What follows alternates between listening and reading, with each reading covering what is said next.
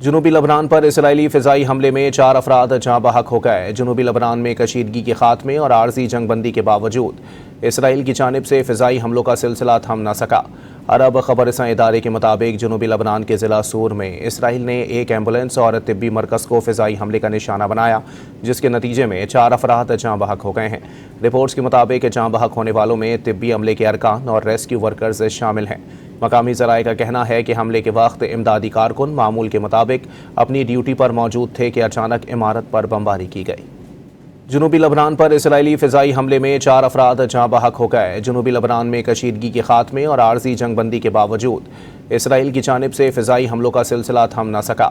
عرب خبر رساں ادارے کے مطابق جنوبی لبنان کے ضلع سور میں اسرائیل نے ایک ایمبولینس اور طبی مرکز کو فضائی حملے کا نشانہ بنایا، جس کے نتیجے میں 4 افراد جاں بحق ہو گئے ہیں۔ رپورٹس کے مطابق جاں بحق ہونے والوں میں طبی عملے کے ارکان اور ریسکیو ورکرز شامل ہیں۔ مقامی ذرائع کا کہنا ہے کہ حملے کے وقت امدادی کارکن معمول کے مطابق اپنی ڈیوٹی پر موجود تھے کہ اچانک عمارت پر بمباری کی گئی۔